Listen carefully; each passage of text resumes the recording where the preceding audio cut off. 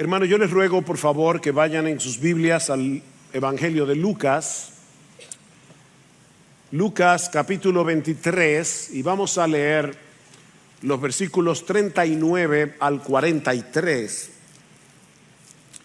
Dice así la palabra del Señor: y uno de los malhechores que estaban colgados allí le lanzaba insultos diciendo: ¿no eres tú el Cristo? Sálvate a ti mismo y a nosotros. Pero el otro le contestó y reprendiendo le dijo: ¿ni siquiera temes tú a Dios, a pesar de que estás bajo la misma condena? Y nosotros, a la verdad, justamente, porque recibimos lo que merecemos por nuestros hechos, pero este nada malo ha hecho. Y decía Jesús: acuérdate de mí cuando vengas en tu reino. Entonces él le dijo: en verdad te digo, hoy estarás conmigo en el paraíso. En diciembre del año 1849, el escritor ruso Fyodor Dostoyevsky fue arrestado y acusado de participar en actividades políticas subversivas en contra del régimen del zar, que en ese tiempo era Nicolás I. Fue condenado a muerte por un pelotón de fusilamiento junto con otros prisioneros, pero justo antes de ser fusilado, su ejecución fue suspendida por orden del zar, que decidió indultar a Dostoyevsky, aunque fue condenado a trabajos forzados en Siberia, y fue una condena bastante dura. Después de cumplir su condena fue que Dostoyevsky escribió algunas de las obras más influyentes de la literatura universal: Crimen y Castigo, Los hermanos Karamazov, El idiota, El jugador. El mundo se habría perdido de algunas de las novelas más extraordinarias de la literatura si el zar de Rusia no hubiese indultado a Dostoyevsky a punto de ser ejecutado. Bueno, mis hermanos, el mundo habría perdido mucho más si Lucas no hubiera incluido en su evangelio este relato de la inesperada conversión de uno de los ladrones que estaba crucificado al lado de Jesús, y el perdón absoluto que recibió en ese momento de todos sus pecados. No fue un mero indulto lo que este hombre recibió, fue el don de la vida eterna, fue el perdón absoluto de todos sus pecados. Esta es una de las historias más conmovedoras, más esperanzadoras de la Biblia, porque es una historia que nos recuerda que la gracia de Dios no tiene límites. La gracia de Dios no tiene límites para alcanzar a un pecador, para transformarlo en creyente y llevarlo al paraíso. Tanto Mateo como Marcos mencionan en sus evangelios respectivos el hecho de que Jesús fue crucificado entre dos ladrones, pero solo Lucas nos dice que uno de ellos se convirtió. Y aunque desde nuestro punto de vista esta conversión es extraordinaria, es totalmente inesperada, la realidad es, mis amados hermanos y amigos que nos visitan, la realidad es que esta conversión no es muy diferente a la de cualquier otro pecador que se arrepiente en cualquier otra circunstancia. Aunque algunos suelen referirse a este personaje como el buen ladrón, yo nunca he conocido a un buen ladrón. Esa no es precisamente la descripción que Lucas nos da de él en el Evangelio. En el versículo 32, Lucas le llama malhechor, es decir, un hacedor de males, un hombre dedicado a hacer el mal. Este era un hombre devoto a hacer el mal, todo tipo de mal. a tal punto que finalmente fue condenado a morir crucificado. Un dato interesante es que hasta donde sabemos, ni la ley judía ni la ley romana condenaban el robo con la muerte, por lo que podemos suponer que además de ladrón, este hombre había cometido otros delitos de mayor gravedad, similares tal vez a los de Barrabás, el hombre que fue sustituido por Jesús, que aparte de ser ladrón, se nos dice en el Evangelio que era un sedicioso y que era un homicida. Nosotros sabemos, porque lo dice Jesús, que el ladrón no viene sino para matar y para destruir. No hay un buen ladrón. De hecho, en un momento dado vemos en el relato que él mismo tuvo que reconocer que su condena había sido justa. Y voy a leer de la Reina Valera. Dice: nosotros a la verdad justamente padecemos porque recibimos lo que merecieron nuestros hechos. Este hombre no se estaba defendiendo. Él sabía lo que había hecho. Él sabía que su estilo de vida lo habían llevado a esa cruz. Por otra parte, también sabemos de él que había sido un blasfemo endurecido, sin afecto natural. En el texto que leímos al principio de este servicio, en Mateo capítulo 27, versículo 44, se nos dice que al principio de la crucifixión los dos ladrones estaban insultando a Jesús, igual que todo el mundo. Ninguno de los dos ladrones era mejor que el otro. Tal vez habían oído hablar de los milagros que Jesús había hecho durante su ministerio. Incluso hasta es posible que hubieran presenciado alguno. Tal vez algunos de ellos lo habían escuchado predicar el evangelio en alguna ocasión, pero el odio de estos hombres por todo lo bueno, su falta de temor a Dios, los movió a burlarse de Cristo y a blasfemar contra Él sin misericordia. Los dos ladrones. Los dos tenían un corazón tan endurecido que eran incapaces de empatizar con Jesús, a pesar de encontrarse en la misma circunstancia. Así que, insisto, mis hermanos, este no era un buen ladrón.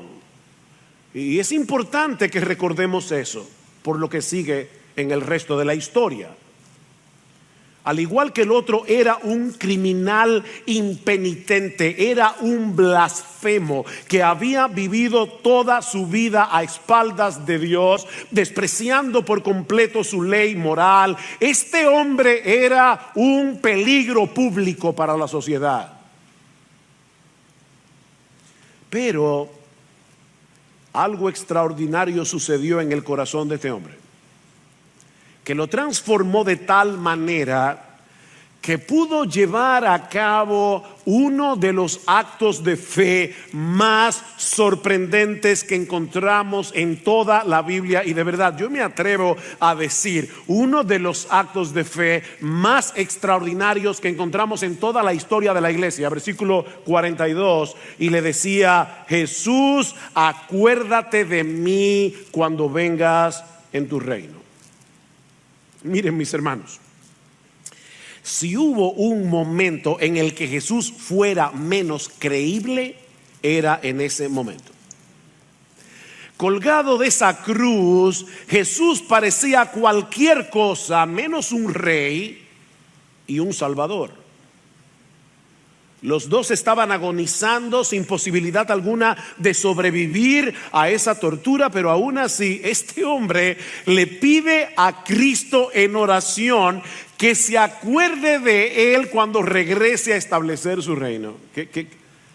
¿Qué oración?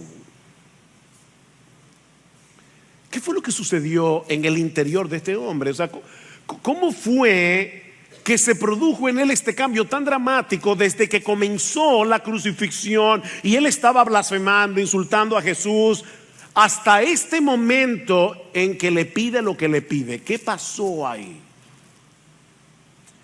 Bueno, aquí es donde esta historia, aunque en algunos aspectos muy inusual, se parece a los de cualquier persona que se convierte a Cristo. Aquí es donde comenzamos a ver puntos de contacto. La palabra convertirse, lo que significa es volverse de nuestros pecados, volvernos de nuestros pecados hacia Dios. Eso es lo que significa. Y cada vez que un pecador se convierte, eso ocurre por el poder del Espíritu Santo obrando en nuestra mente y en nuestro corazón por medio de la verdad de la palabra de Dios. Cada vez que Dios transforma a un incrédulo en creyente, es por medio de su verdad obrando en la mente y en el corazón por el poder del Espíritu Santo. Dice en Santiago 1:18, Él de su voluntad nos hizo nacer por la palabra de verdad. ¿Quién tomó la iniciativa? Dios. Él de su voluntad. ¿Qué hizo? Nos hizo nacer de nuevo. ¿Y cómo? Por la palabra de verdad. Y en primera de Pedro capítulo 1 versículo 23, Pedro dice prácticamente lo mismo, que fuimos renacidos, es decir, Dios produjo en nosotros el nuevo nacimiento. Fíjense que es una voz pasiva. Nosotros no hicimos nada para nacer de nuevo, así como tú no hiciste nada para que tus padres te parieran, para que tus padres te concibieran. Nosotros no hicimos absolutamente nada para nacer de nuevo. Dios nos parió otra vez. ¿Y cómo lo hizo? Dice Pedro, no de simiente corruptible, sino de incorruptible por la palabra de Dios que vive y permanece para siempre. Dios usó su palabra, su verdad, para transformar el corazón de este hombre y hacerle entender por lo menos dos cosas. Dos cosas, mi amigo que estás aquí en esta mañana, que tú necesitas entender si tú quieres ser salvo. En primer lugar, ¿cuál era su verdadera condición delante de Dios? Noten una vez más sus palabras en el versículo 40, pero el otro le contestó y reprendiendo le dijo, ¿ni siquiera temes tú a Dios a pesar de estar bajo la misma condena? ¿Ni aún le temes tú a Dios? La verdad es que él tampoco había tenido esa clase de temor. Pero Dios hizo una obra, sus ojos han sido abiertos, su conciencia ha sido despertada a la realidad de la justicia de Dios y del juicio venidero. ¿Cómo es posible que sigas insultando a Jesús?, le dice este hombre al otro. Él está muriendo en total inocencia, pero tú y yo somos culpables. Tú y yo merecemos estar en esta cruz. Tú y yo merecemos la ira justa de Dios. De repente este hombre comprendió el enorme peligro en el que estaba. Es por eso que noten que su oración no tiene absolutamente nada que ver con el presente. Él no le pidió al Señor como el otro, sálvate a ti mismo y a nosotros. Ni siquiera le pidió, Señor Jesús, por favor, alivia este martirio, que acabe rápido. No, él estaba mirando más allá, él estaba mirando al otro lado de la muerte, y por ello le pide a Jesús que se acuerde de él cuando venga a implantar su reino. Mi amigo, nadie puede ser salvo hasta que se vea a sí mismo como un pecador condenado. Dice Jesús, los sanos no tienen necesidad de médicos, son los enfermos. Nadie hace una cita médica para decirle al doctor en la consulta, doctor, yo vine solamente para decirle que me siento súper bien. No, los sanos no tienen necesidad de médico, son los enfermos. Y déjame decirte algo, mi amigo, tú no tienes que haber cometido los mismos delitos de este hombre para estar en esa misma condición. Dice en Romanos capítulo 3 versículo 10 al 12 que en este mundo no hay ni uno solo que sea justo, ni uno solo que haga lo bueno, ni uno solo que busque a Dios. No hay una sola persona en el mundo entero, según el criterio de Dios, que haga lo bueno, que sea justo, ni uno solo. Todos nosotros pecamos continuamente contra los dos mandamientos más importantes. ¿Cuáles son los dos mandamientos más importantes de la ley? Amarás al Señor tu Dios con todo tu corazón, con toda tu alma, con todas tus fuerzas, con toda tu mente, y al prójimo como a ti mismo. Nosotros no hacemos eso ni por un microsegundo de nuestra existencia. Tú y yo, mi amigo, vivimos violando la ley de Dios cada segundo, cada microsegundo de nuestra existencia. Mi amigo, cada vez que tú y yo respiramos, pecamos. Porque no vivimos para la gloria de Dios, sino para nosotros mismos. Pero Dios no solo le abrió los ojos para que viera la magnitud de su pecado, sino también para que en medio del dolor y la agonía de la cruz, este hombre fuera capaz de ver la gloria y la majestad del que estaba crucificado al lado suyo. En el versículo 41 dice: este no ha hecho ningún mal. Este no ha hecho ningún mal. El Espíritu de Dios le reveló la absoluta inocencia de Cristo. Él no era un blasfemo como los sacerdotes y los gobernantes decían. Ese crucificado era el Rey de Israel, era el Salvador de los pecadores. Jesús, acuérdate de mí cuando vengas en tu reino. Ven, hermanos, no hay ninguna duda allí.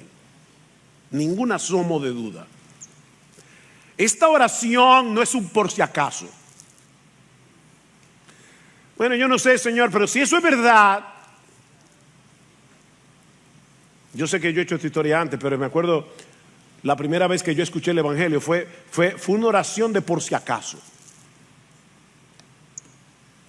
Yo le dije a Dios: mira, Dios, honestamente yo no sé si tú existes. Yo no sé si lo que estos evangélicos dicen es verdad. De hecho, yo ni siquiera sé que si tú me estás oyendo. Tal vez estoy aquí como un tonto hablándole a nadie. Pero por si acaso, si tú estás ahí, por favor, yo te quiero conocer. Ese es el tipo de oración por si acaso. No, esta no es una oración por si acaso. Señor, acepto que eres un rey. Tengo la plena certeza de que posees un reino, de que lo vas a establecer algún día en la tierra. Y cuando eso suceda, acuérdate de mí. ¿Qué oración? A pesar de los delitos que había cometido, aunque al principio de la crucifixión estaba insultando a Jesús igual que todos los demás, este hombre creyó que sería aceptado en ese reino si se lo pedía a Jesús.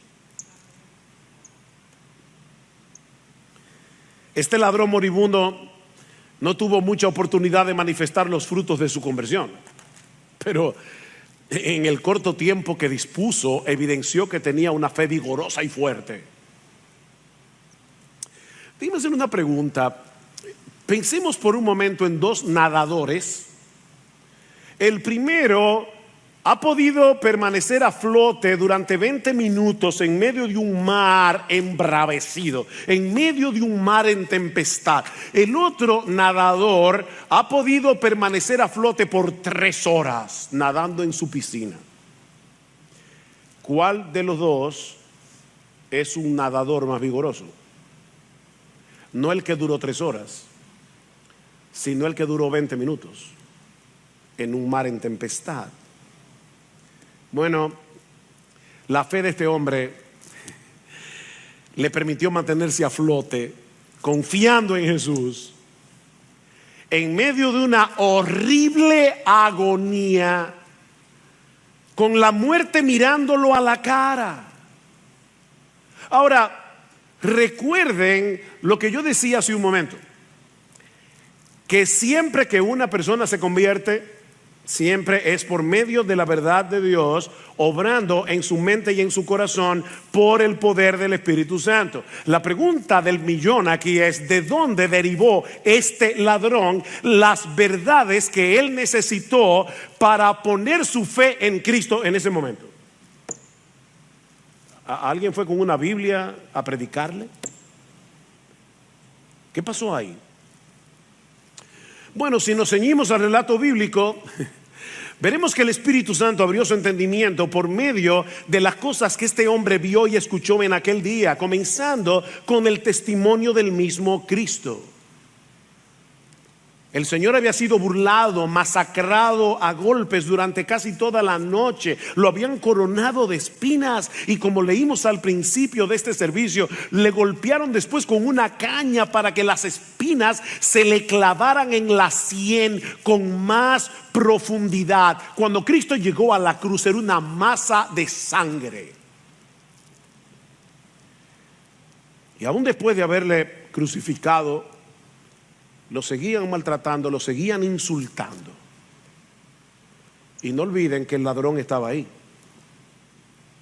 Y podemos suponer que este malhechor estaba contemplando atentamente la reacción de Jesús ante toda esa avalancha de odio, ante toda esa avalancha de crueldad, de desprecio que se había volcado contra él. Noten el versículo 28, dice en el 27 que le seguía una gran multitud del pueblo y de mujeres que lloraban y se lamentaban por él. Pero Jesús, volviéndose a ellas, dijo: hijas de Jerusalén, y tiene que haber sido en voz alta.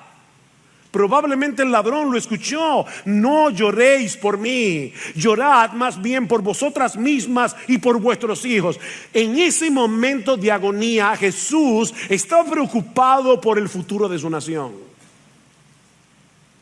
Si en el árbol verde, dice él, hacen estas cosas, ¿qué no harán en el seco? Y luego en el versículo 33 dice: y cuando llegaron al lugar llamado La Calavera, crucificaron allí a Jesús y a los malhechores, uno a la derecha y otro a la izquierda. Y Jesús decía, y el verbo allí implica algo repetitivo. Jesús decía y decía y decía: Padre, perdónalos, Padre, perdónalos, porque no saben lo que hacen. Y el ladrón estaba oyendo.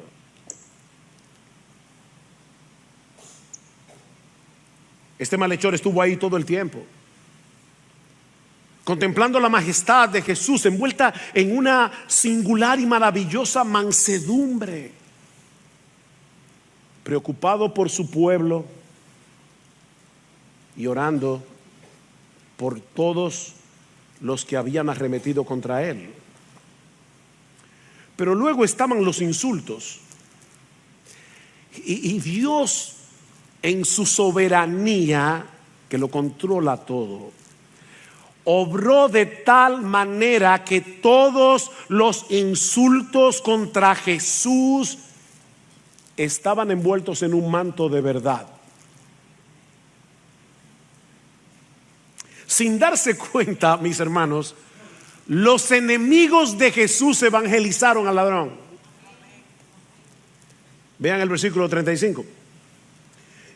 Y el pueblo estaba allí mirando, y aún los gobernantes se mofaban. Niños, eso significa que se burlaban, lo insultaban, diciendo: a otro salvó, que se salve a sí mismo, si este es el Cristo de Dios, su escogido. De hecho, en Mateo, en el pasaje paralelo, dice: a otro salvó, pero a sí mismo no se puede salvar. ¿Y saben qué, mis hermanos? Hasta eso era verdad, porque Cristo en ese momento no podía salvarse a sí mismo. Si Cristo descendía de la cruz, su reino tendría un rey, pero no tendría súbditos, porque todos nosotros quedaríamos condenados. No, Cristo no podía salvarse a sí mismo. O se salvaba a sí mismo o a nosotros. Hasta eso era verdad. Los soldados también se burlaban de él, acercándose y ofreciéndole vinagre y diciendo: si tú eres el rey de los judíos, sálvate a ti mismo. Había también una inscripción sobre él que decía: este es el rey de los judíos. Y uno de los malhechores que estaban colgados allí le lanzaban insultos diciendo: ¿no eres tú el Cristo? Es decir, ¿no eres tú el Mesías? ¿No eres tú el Salvador prometido? Sálvate a ti mismo y a nosotros. ¿Se dan cuenta, mis hermanos, cómo Dios usó todas estas palabras dichas con rencor y en un tono irónico y burlón para impactar la conciencia de este hombre y convencerlo de que Cristo era todo eso: el Hijo de Dios, el Cristo, el Salvador y el Rey de Israel? Por eso fue capaz de hacer una oración tan insólita. Jesús, acuérdate de mí cuando vengas en tu reino. Acuérdate de mí. Este hombre tenía que saber que ningún ser humano sobrevive a una crucifixión, y más en el estado en que se encontraba Jesús. ¿Cómo podía creer que de verdad Jesús iba a implantar un reino en la tierra? Bueno, la única respuesta posible es que este hombre creyera que Jesús tenía poder sobre la muerte. Nosotros sabemos por los evangelios que la noticia de que Jesús había resucitado a Lázaro se había propagado por toda Jerusalén. Así que no es inaudito suponer que este hombre haya llegado a la conclusión de que Jesús resucitaría de los muertos para reinar algún día sobre la tierra. Ahora, lo que sí sabemos con certeza es que este hombre creyó de corazón que la cruz no era el final de la historia. Este hombre creyó que la cruz era el camino al trono. De verdad, hermanos, yo les pido al Señor que nos ayude a ponernos en esa escena, en ese momento. Esto es insólito. Este es el acto de fe más impresionante que alguna vez en toda la historia un ser humano haya hecho jamás. Esto es insólito. Acuérdate de mí cuando vengas en tu reino. ¿Y saben cuál fue la respuesta de Jesús? En verdad te digo que hoy estarás conmigo en el paraíso. No en el purgatorio.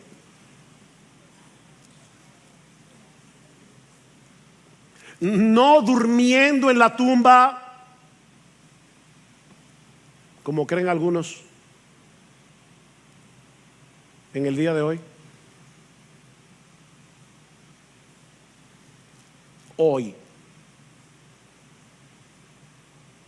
No en un futuro distante, quién sabe cuándo.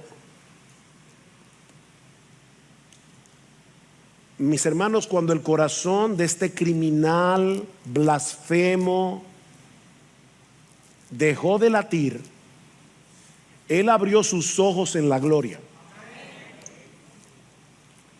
Porque el Salvador de los pecadores estaba al lado suyo pagando su deuda.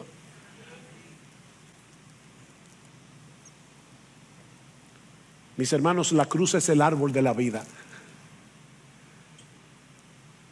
que nos abre las puertas del paraíso.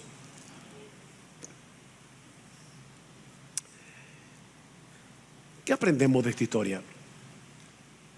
Les dice, es una historia muy conmovedora, muy impresionante, muy esperanzadora. Bueno, permítanme limitarme por lo menos a 4 enseñanzas que podemos derivar de esta historia. En primer lugar, que Jesús es un Salvador poderoso y dispuesto. Eso es obvio. Jesús es un Salvador poderoso y dispuesto. Si alguna vez hubo un hombre muriendo en desesperanza, era este ladrón crucificado. No solo había vivido la mayor parte de su vida haciendo lo malo, sino que él había decidido morir como había vivido.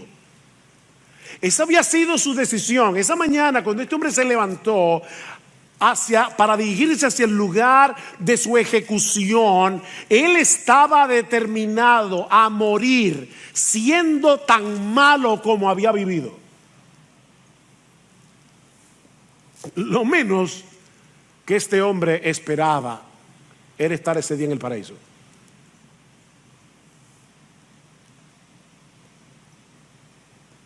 Ya lo hemos dicho, el mismo día de su ejecución seguía siendo un blasfemo endurecido. Era muy grande su maldad, era muy difícil su circunstancia, pero Cristo es un gran Salvador. Y aún agonizando en esa cruz, Él fue capaz de vencer cualquier obstáculo en el corazón de este hombre para que voluntariamente se entregara a Él.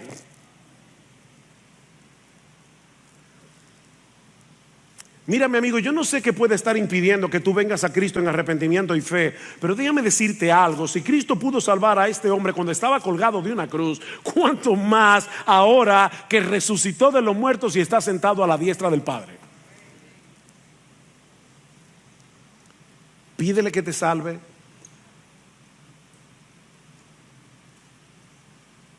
Esta fue una oración muy simple y fue respondida. Tú no tienes que tener un verbo impresionante para que Dios te atienda. Pídele que te salve, pídele que transforme tu corazón, pídele ahora, pídele, mi amigo, que tenga misericordia de ti, que perdone tus pecados. Porque no hay obstáculo en el mundo que pueda impedir la salvación de un pecador que venga a Cristo clamando por misericordia. Jesús es un gran salvador y siempre está dispuesto a salvar. Tan pronto este hombre clamó, su petición fue respondida. Hoy estarás conmigo en el paraíso.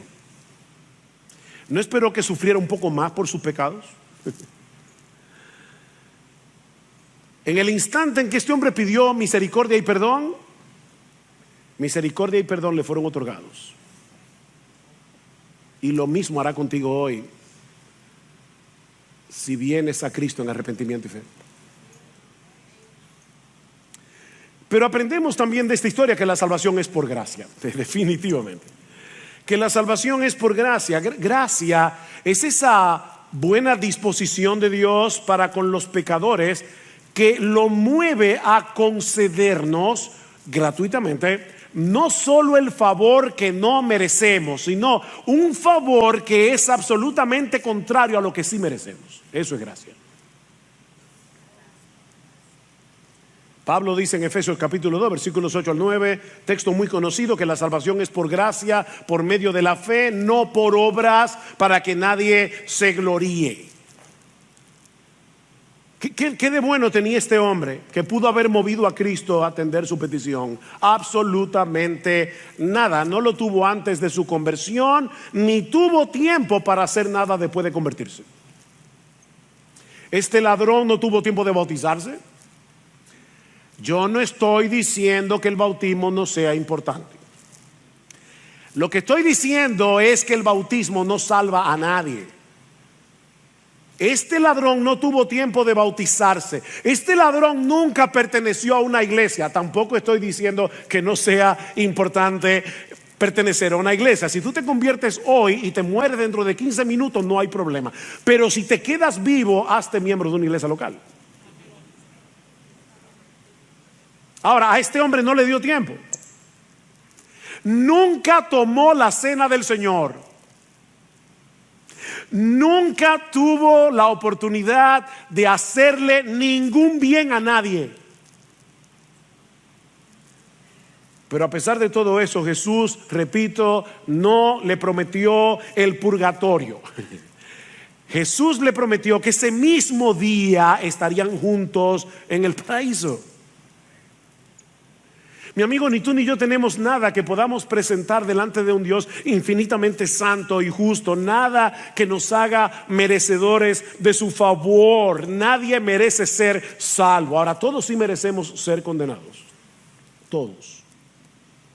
Dice el profeta Isaías que todos somos como suciedad y todas nuestras justicias son como un trapo de inmundicia delante de Él. No hay justo ni aún uno, no hay quien busque a Dios, no hay quien haga lo bueno, no hay ni siquiera uno. Así que lo único que podemos hacer es aceptar humildemente el regalo, un regalo que Dios nos ofrece de pura gracia en el Evangelio, poniendo nuestra confianza en Jesús, que siendo inocente murió en lugar de pecadores para que esos pecadores fuesen justificados en el tribunal de Dios.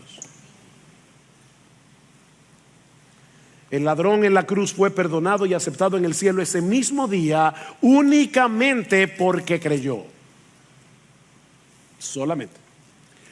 porque puso toda su confianza en Jesús. Esa es la buena noticia del Evangelio, que la salvación es solo por gracia, es solo por Cristo, es solo por medio de la fe, no por obras para que nadie se gloríe. Pero aprendemos también de esta historia que la palabra de Dios es poderosa para salvar.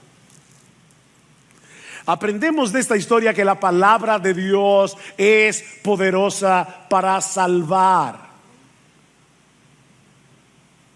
Pensaba antes de venir a la iglesia y le orábamos al Señor, mi esposa y yo, no solamente por este predicador, sino también por toda la iglesia. Señor, ayúdanos a creer que es verdad lo que tú dices. Y tú dices en tu palabra que ella es potente y es poderosa para salvar, para traer personas de la muerte a la vida, para abrir los ojos de los ciegos. La palabra de Dios es poderosa, mis hermanos. Este hombre solo recibió unas pocas migajas del Evangelio, presentadas en una manera totalmente inapropiada y en la circunstancia más inadecuada.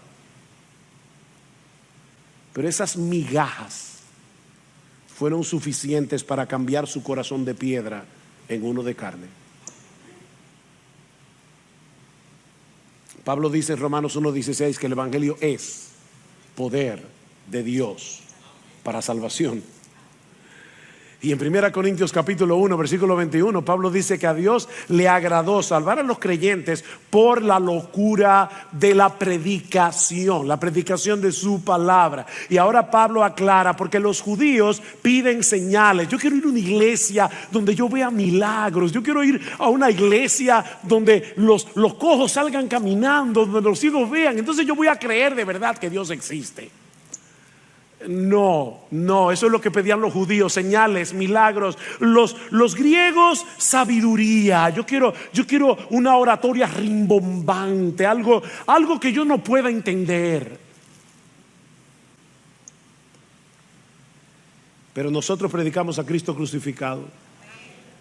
Para los judíos ciertamente tropezadero, para los gentiles una locura, mas para los llamados, así judíos como griegos, Cristo es poder de Dios y sabiduría de Dios. Mi hermano, sigue predicando el Evangelio a tus familiares y a tus amigos, aunque ahora los rechacen, aunque ahora se burlen de ti. Porque el Evangelio puede vencer al más obstinado de los hombres y transformarlos por completo en el asiento mismo de su personalidad. Y si quieres una prueba, mírate en el espejo.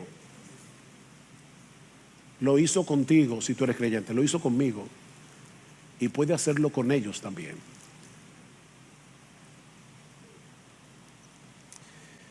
Pero esta historia nos enseña también que la esperanza del creyente es estar con Cristo en el paraíso por toda la eternidad. Esa es la esperanza, estar con Cristo en el paraíso. Yo me imagino que ese día de la crucifixión de Jesús, habían personas observando la escena a quien este ladrón le había robado. Y estaban allí diciendo: qué bueno, por fin se hizo justicia. La promesa del Señor tiene que haber sido escandalosa para esa gente. Hoy estarás conmigo en el paraíso. ¿Se dieron cuenta que lo grandioso de esta promesa no está en la palabra paraíso, sino en el pronombre conmigo?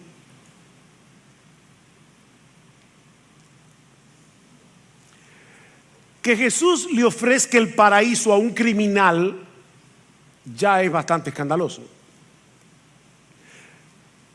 Pero que colgado de una cruz se atreva a decir que el paraíso es el paraíso porque Él va a estar ahí, es el colmo de los colmos.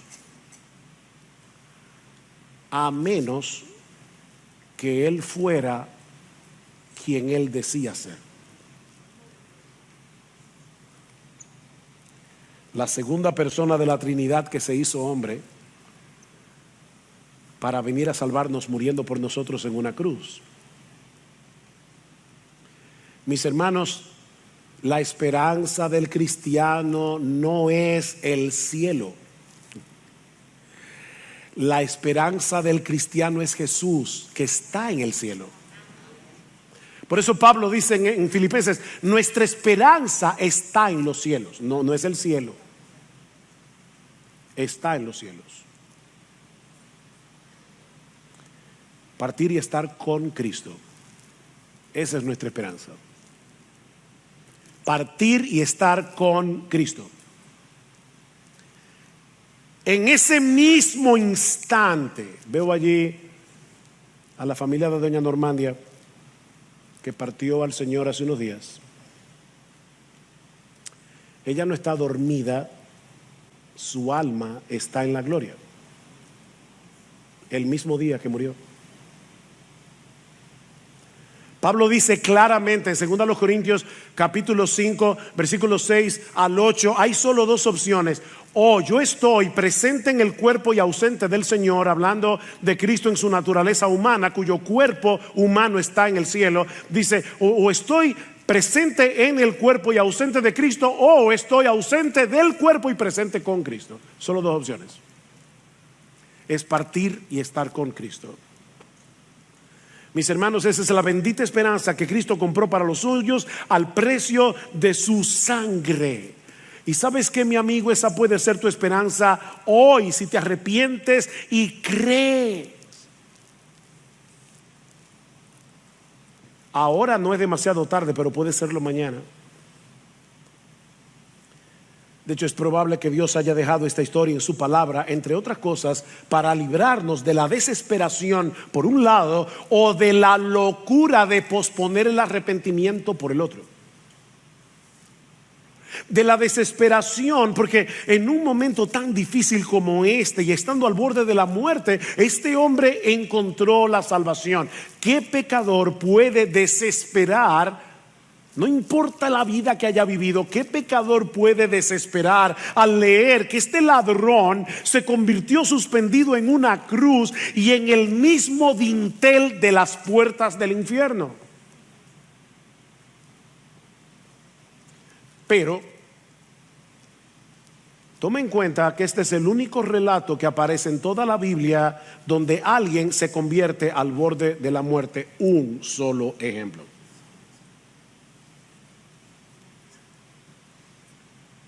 Jóvenes, ustedes creen que tienen toda la vida por delante.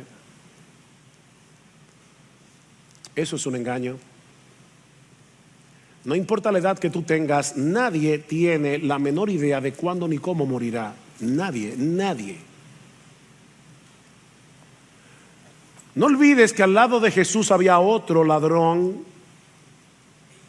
que murió en la misma dureza y en la misma impiedad en lo que había vivido. Porque sabes que generalmente los hombres mueren como viven.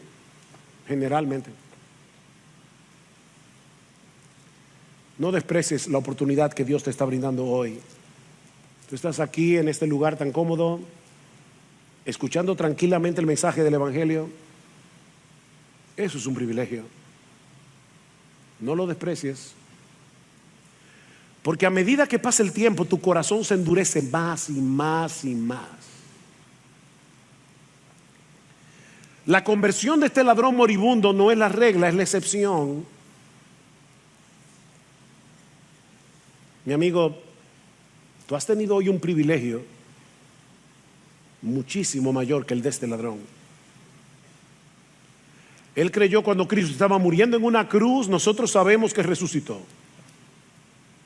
Él creyó habiendo escuchado algunas pocas verdades dichas en tono de burla. Tú has escuchado cómodamente este mensaje y quién sabe cuántos mensajes, cuántas veces tú has escuchado este glorioso evangelio de la gloria de Cristo cientos de veces a lo largo de toda tu vida.